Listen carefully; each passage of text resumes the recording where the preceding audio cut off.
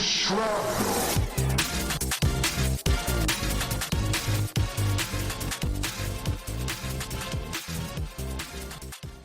Hi guys, welcome to Film Shrapnel. I'm your co-host Craig, and as always, I'm joined by Tobias. Tobias, how are you doing today? Hello. I'm all right. You good? I'm all right. I'm tired, but I'm good. In this little quick episode, it's actually a recording of a recording that we couldn't do. So basically, last year, me and Tobias got into a debate about The Mummy because I said it's overrated. And Tobias said, "What the fuck is wrong with you? It's not overrated."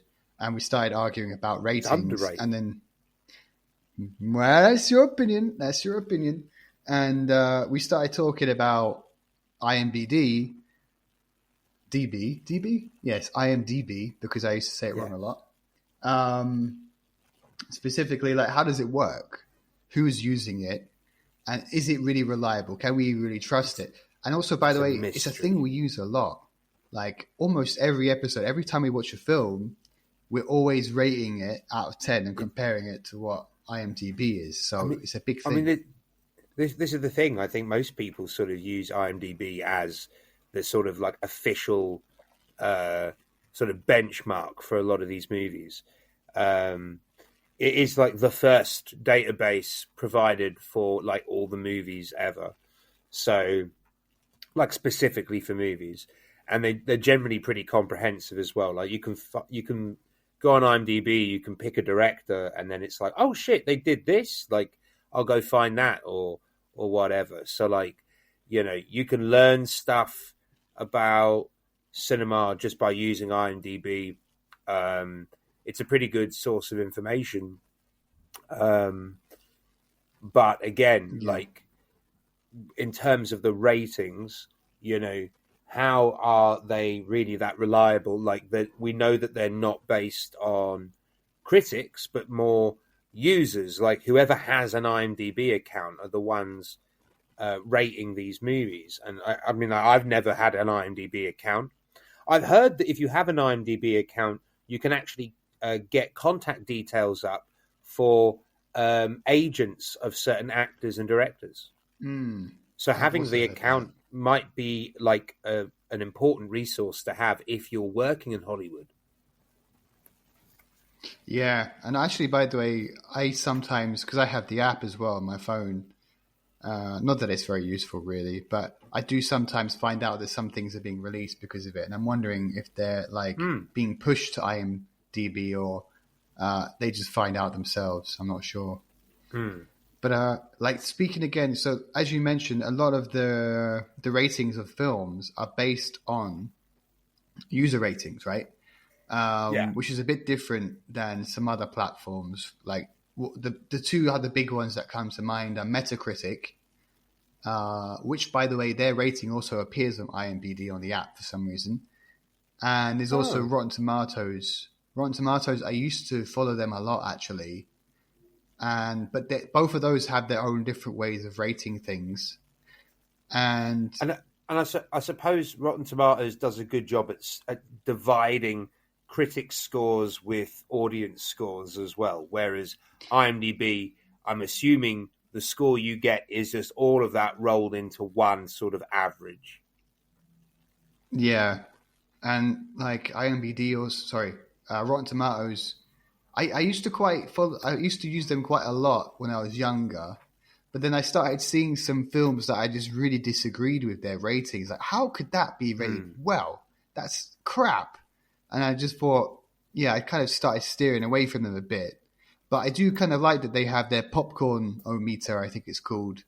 And also their idea there has to be 60% of critics have to like this film for it to be considered fresh. Below that, it's not fresh. But that's kind of like saying anything below 6 out of 10 is not good. And not sure everyone will agree with that kind of way of looking at things, to be honest.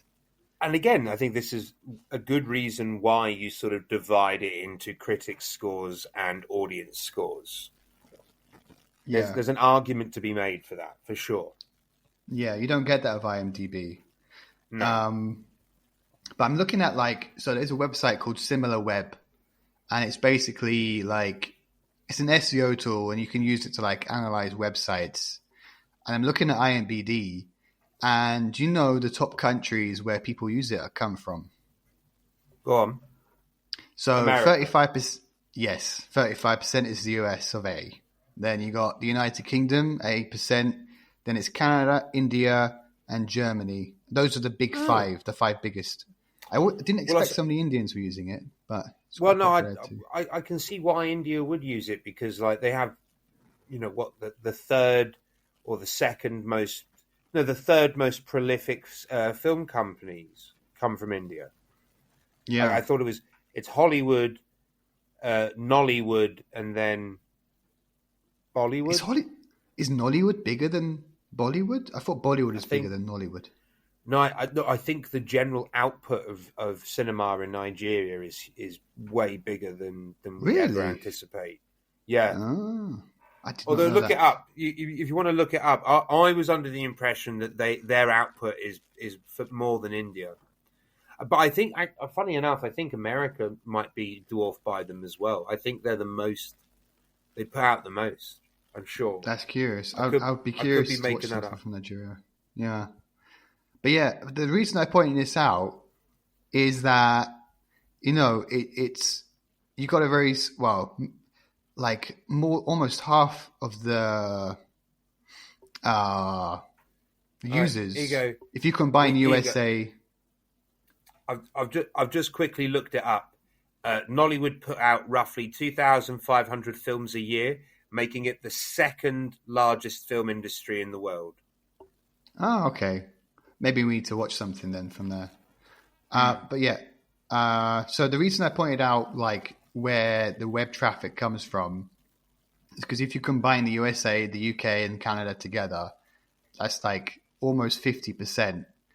And that is in the Western world. So you're kind of like neglecting a lot of the rest of the world. It doesn't really give you a whole idea. Like people are going to be rating and pay attention to more Western stuff, which I think is good to point out. I guess, yeah, you do have India, but 4% compared to 35 or even 8% is quite small. Also, but again, the thing is, gender. But I think it's still worth. But I think exactly just to jump off that as well. Like I think it's important to know who is actually using IMDb. Like we're saying America, UK, Germany, India, but like how old are these people? What gender are they? Like, yeah. I'm guessing it's vast. I guess it's mostly men.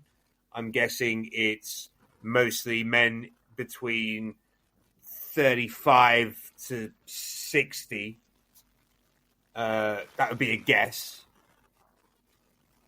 You're almost right. So with the gender distribution, it's 62% male. But the age group that's biggest is 25 to 34, actually. So it's a bit younger. Interesting. And so that's very interesting. See, now I can't imagine younger people bothering to start an IMDb account. Well, it's the people that use the site. This is not necessarily people that have an account. That might be different. Oh, yeah, fair. But the people that pay the most attention. And I did actually read an article. I don't think I have it up here, actually, from Wired. By who is it by? I can't read it because I don't have the subscription. But it was quite a good little read. It was basically saying how there is a kind of bias towards men. Because a lot of the people that use these websites are male. And so things that men like, usually men rate higher. Things that men don't like, they rate lower. Like, for example, romantic comedies, for example. A lot of men don't really like them. They watch them, rate them lower. This is the thing. But then action movies get higher ratings and stuff. Like, I've noticed that as well. But I do think that disparity has become less so as time's gone on. I distinctly remember a time where like something like Mean Girls was voted quite low, but then the more women have gotten involved with IMDb, the more I'm expecting that rating to have gone up. But I remember a time where it was really low, and I think Mean Girls is a very good little film. I haven't actually seen it yet, but I know some people really like it. Got a soft spot for that Lindsay Lohan. Yeah. Yeah. I'm also going to mention something now that's a sore topic for you.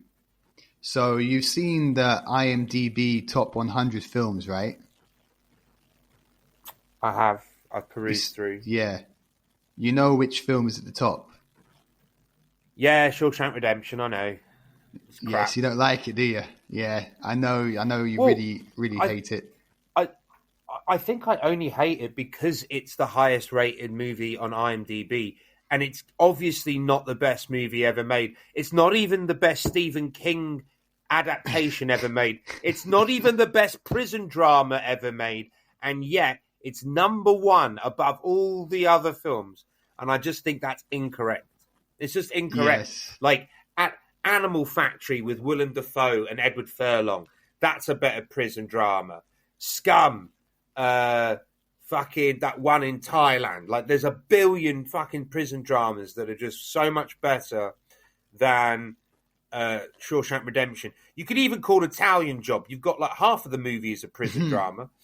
And yet Shawshank Redemption is number one out of all the films. And then you think of Stephen King films like The Shining, for fuck's sake. How is The Shining rated lower than Shawshank Redemption? It, even what's the fucking thing? The one with the clown. It's better. Misery, I think, is maybe the best Stephen King adaptation. I really like Misery. Yeah, it's one of my all-time favorites.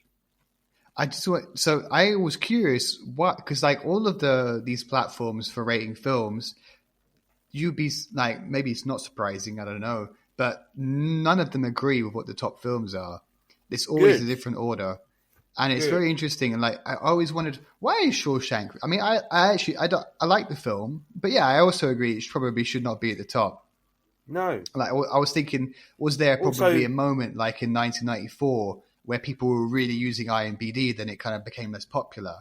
But I actually found out the reason why it's number one. Do you want to know why? It's very silly.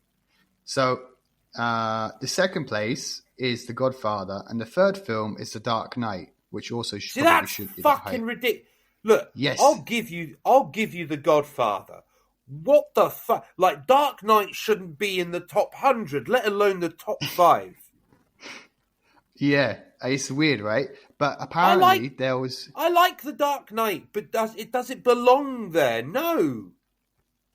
Yeah, I agree. And so there was apparently a big thing between the Godfather fans and the Dark Knight fans. So they started downvoting the other film. So the Dark Knight fans were downvoting the Godfather to get it higher, and the Godfather fans were downvoting the Dark Knight. And because they were doing that meant Shawshank Redemption became first.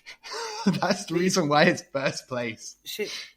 Yeah, but you know what? I seem to have memories of Shawshank being higher rated than The Godfather even before Dark Knight came out. But maybe a lot of people did really like it. I think it was nominated a few awards, wasn't it? A lot, actually. Yeah, it got nominated for stuff. I just don't think it belongs in the top 10 greatest movies of all time. And again, then you look at Christopher Nolan's back catalogue of cinema. Like, how is Dark Knight the number one Nolan movie? That's ridiculous as well. Oh, speaking of Nolan, I watched Oppenheimer for the first time last night. It's actually good. Oppenheimer? Slow burn, but good. Oh, I thought you watched it. We did it last year for the podcast. Or maybe I watched it because we split it for the Oscars. I watched it in snippets, but this is the first time I've watched it like in one sitting, and I really tried to appreciate it. Huh. Okay. All right. I wasn't too impressed with it, to be honest. It's all right. It's all right. Yes. It's not bad. But I like Nolan's other stuff. Way better. Yeah. But a good point to raise here, though. So again, like with people tactically voting things up or down, and I don't know what, no one else has done that since The Dark Knight, I think, because nothing else is that high on IMDb. But yeah, people do this, don't they? They have an agenda, and sometimes ratings can be impacted because people feel a certain way about a film, or something controversial happens and they rate it down. Like I'm thinking recently about that film Emilia Perez. So I remember before the Oscars came around, a lot of people were really liking it, and then suddenly it came out that the actress was really racist, and then everyone started shitting on it. And I'm curious, like, if the rating that it has on IMDb might have been impacted by people, like the backlash because of the racism from that actor. I think that happens a lot. That in, when there's been like a controversy surrounding one of the members of the cast or whatever, generally there is downvotes. I think this happened to a bunch of Kevin Spacey films when he had his thing. Oh. I'm pretty sure I remember seeing it, like a load of Kevin Spacey films got downvoted and like they just slipped out of the top 100. Although I think American Beauty is one of those movies that is so amazing, it doesn't matter how many downvotes, it's still going to be in that top 100. Glengarry Glen Ross as well. But yeah, I do distinctly remember something about when like Kevin Spacey was getting blacklisted from Hollywood. All of his films just sort of disappeared from IMDb. Yeah, I haven't watched anything from him for a while.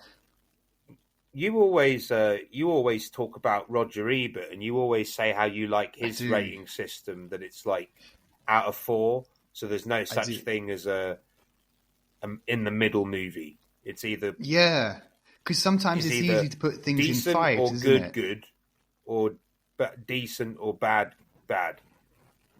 Yeah, because I think like there is a rule about this that they say, like, we do like a multiple choice questionnaire, and it's like between 1 and 10. A lot of people, they usually just go for the middle if they're not sure about something, but that's not really good if you want to really get a proper understanding of what people really think. So I kind of like Roger Ebert, like just putting it down to 4. There's no 5. Like there's no, you can't just I'm going to give this a 3. It's in the middle, So I kind of like that actually. Yeah. So you've got the Roger Ebert method. You've got IMDb, which we obviously like we've got problems with, but then you've got like Rotten Tomatoes, which I'll be honest, I don't use Rotten Tomatoes. I rarely use Rotten Tomatoes. I've always found IMDb to be more credible, even though I complain about the rating system. And then Metacritic, I don't really know much about how they rate their stuff. But you've got a few methods. I would go so far as to going, I think, at least on paper, the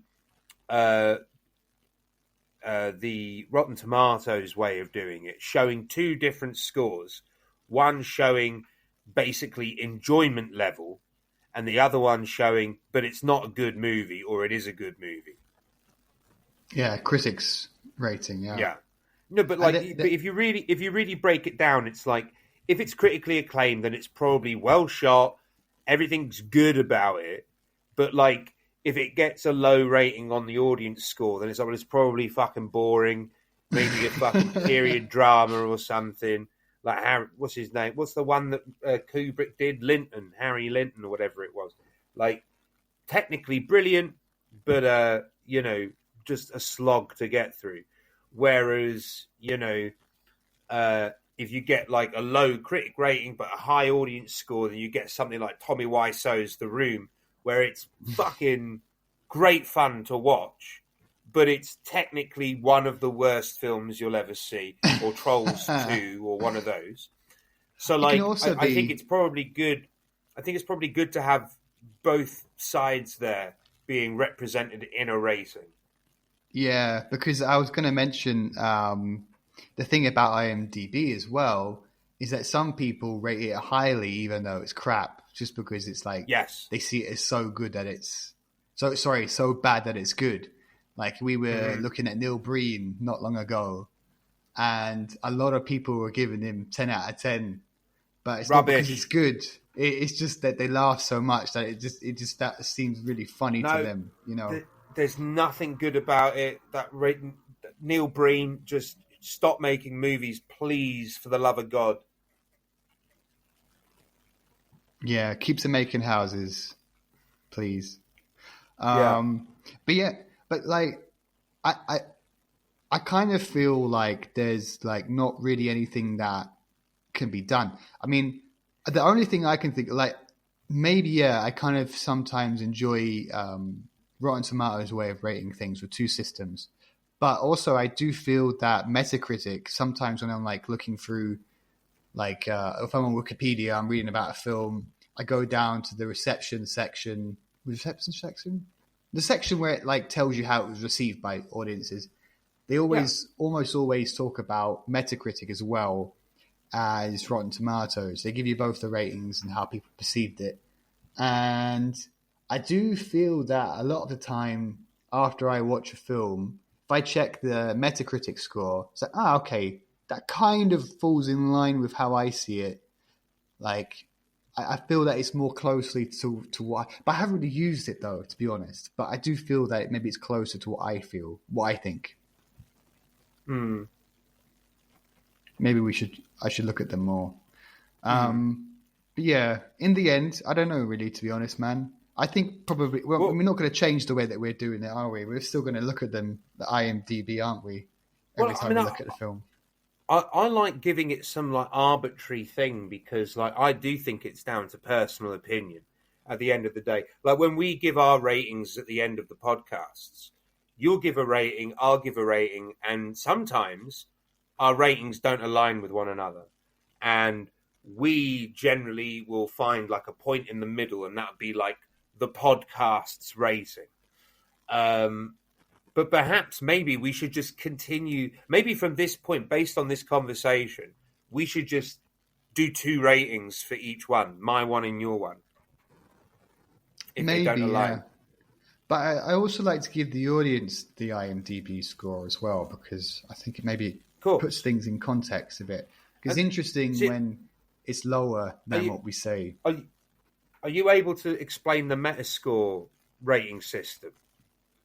Let me. Because I don't know. Is it out of 100? Yeah, I think it's using averages. A Metascore is a weighted average of reviews from top critics and publications for a given movie, TV show, video game, or album. The basic concept is the same for each of the genres currently included on our site, blah, blah, blah. It doesn't really explain it thoroughly.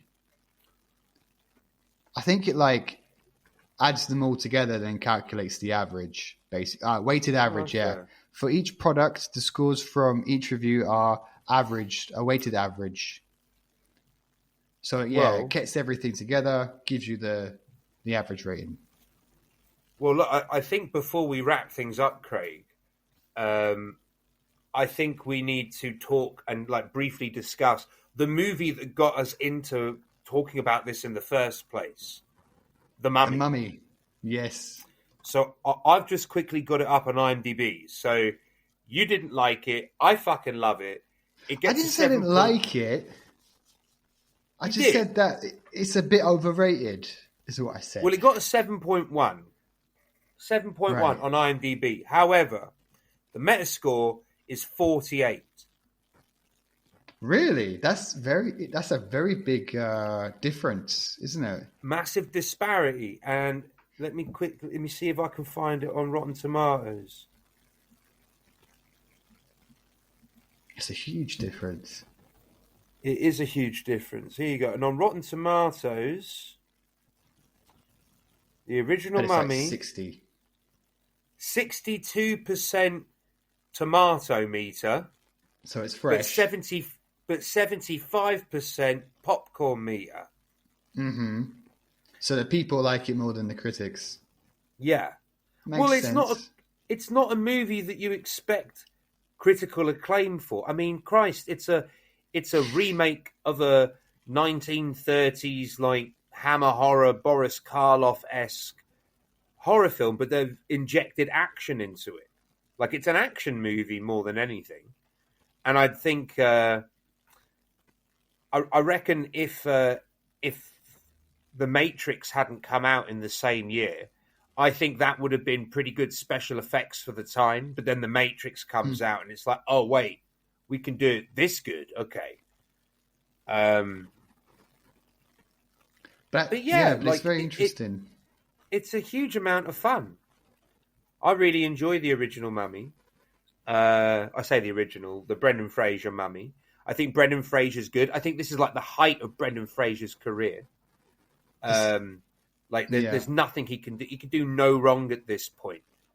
You know, he'd just done George of the Jungle and what was it, Bedazzled, I think he did after this. Things like Monkey Bone but like he was really prolific in this sort of era. So like I like The Mummy. It's like an Indiana Jones-esque romp. I love it. I have a lot of fun with it. And I'd love for them to do more Brendan Fraser-led Mummy movies, even though he's a bit of a weirdo. Oscar winning. Yeah. And Rachel Weisz, who is absolutely stunning. And John Hannah, who is a great British actor. And Omid Djalili's in it. Omid Djalili's in it at the beginning. Oh, yeah, he's like, cut him down. He's great. I love him. Like, one of the funny, like, he's super funny. He was great in The Infidel, where he was raised Muslim, and then he finds out that he was adopted by a Muslim family, and he's actually Jewish, and he's really struggling to deal with it. It's a really funny little film. But he's in loads of cool little British comedies, and then he's just randomly in an action version of The Mummy. Like, I like it. I like it. And I think 7.1, I would say that's a fair score. Okay. I still feel I'd probably put it like six or something. I think it's not a 5 for sure. You've still got to factor in how good the movie, like how fun the movie is. You've got to factor that in. Yeah. All right. Well, is there anything else you need to bring up, or are you done? That's most of my notes. I do feel like, so at the end of my kind of research that I was doing, I kind of feel like IMDb is a bit like the UN. Like, it's got its problems, but there's not really an alternative to it for a lot of people. I mean, yeah, you can use Metacritic and Rotten Tomatoes, but I think IMDb is still kind of the gold standard for a lot of people. And I don't think it's going to really impact my use of it. I'm still going to look at it and use it to check stuff. But it's good also to know that there is some bias and there is some things you've got to think about a little bit when you're checking out a rating. Maybe some things about who uses it and who rates stuff that impacts the rating that you could be seeing. So it's good to know that. But yeah, I'm still going to use it, just aware of its flaws, I guess, is what I'm saying.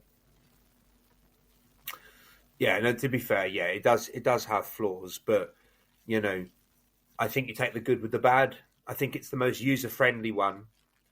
I think it has the most detailed database as well, though I could be wrong. That's very true, actually. You can dig up a lot of information about a film on there.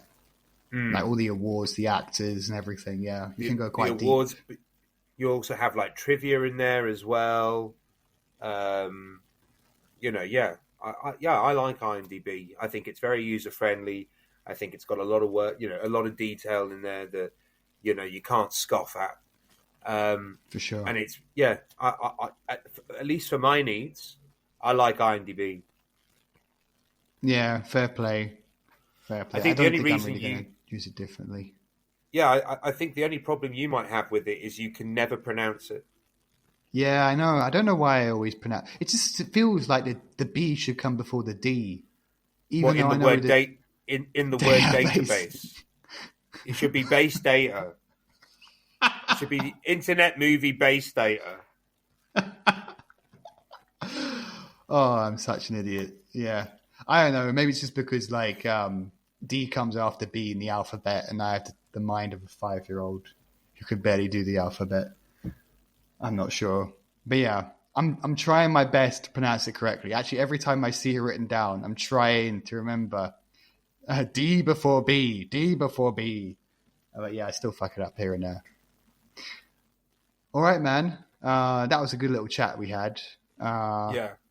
I'm glad we talked about this. We had a whole episode before a year ago. It was like an hour long, but the audio was messed up and we couldn't use it. It was actually very annoying. But yeah.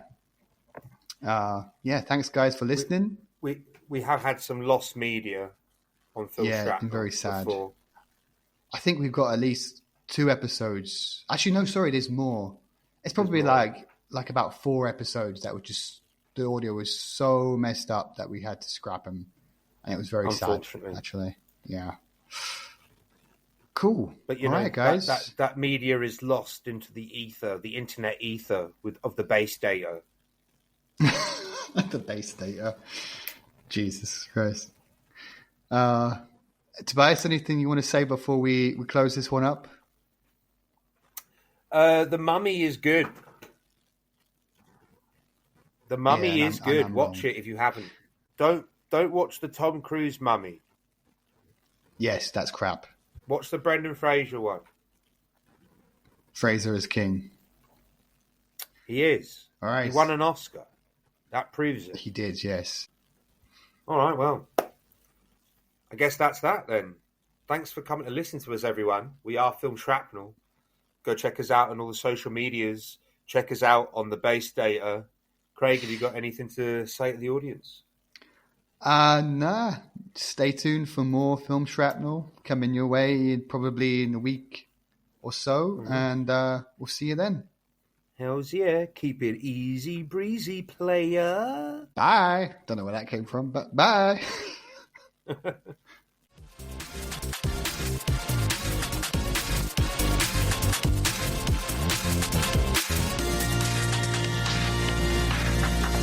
Film Shrapnel.